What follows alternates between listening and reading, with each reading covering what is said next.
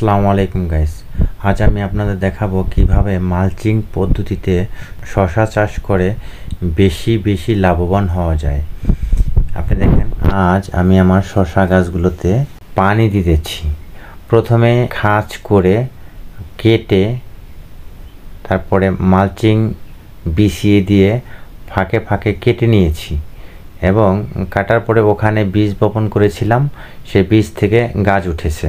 শশা গাছগুলোর বয়স হবে মনে হয় সম্ভবত 20 থেকে 22 দিনের মতো। 20 থেকে 22 দিনের মতো বয়স হবে। ইতিমধ্যে এতটুকু হয়েছে। এরপরে আমি নেট দিয়ে দিয়েছি এবং বাঁশের চেঙ্গি বানিয়ে দিয়ে সে বাঁশের চেঙ্গির সাথে নেট তৈরি করে দিয়েছি, যাতে করে এই গাছগুলো আস্তে আস্তে এই নেটের উপরে উঠতে পারে এবং নেটের ফাঁকে ফাঁকে যাতে শশাও ধরতে পারে, শশা ধরে যাতে নেটের ফাঁকে ফাঁকে ঝুলে থাকতে পারে, এই জন্যই এই ব্যবস্থা করে দেওয়া। এইভাবে শশা চাষ করলে প্রচুর ফলন হয়। আপনারা হয়তোবা অনেকেই করেন বর্তমান সময়ে এইভাবে মালচিং পদ্ধতিতে শশা চাষ অনেকেই করে। তবে যারাই করুক না কেন, আমি অনেক লাভবান হয়েছি এভাবে মালচিং পদ্ধতিতে শশা চাষ করে। তাই সবাইকে বলবো, আগের মতো অ্যানালগ পদ্ধতিতে চাষাবাদ না করে একটু আধুনিক প্রযুক্তিতে, যে কোনো চাষাবাদই আধুনিক প্রযুক্তিতে করলে একটু বেশি লাভবান হওয়া যায়।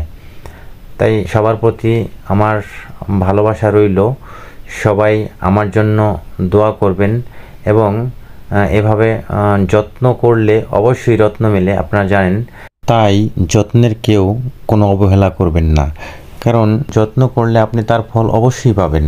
এখানে আমি পানি দিয়ে চতুর্দিকে মাটি কেটে আবার বেড়া দিয়ে দিয়েছি, যাতে করে পানিটা বাইরে চলে যেতে না পারে, অন্য কারো খেতে যেতে না পারে এবং পানিটাও অনেকক্ষণ পর্যন্ত স্থায়ী হয়, অনেক নিচ গভীর পর্যন্ত ভিজে যায়, যার ফলে পানিটা কমপক্ষে 15 থেকে 20 দিন পর্যন্ত স্থায়ী হবে। এতে করে অবশ্যই ফলন ভালো হবে।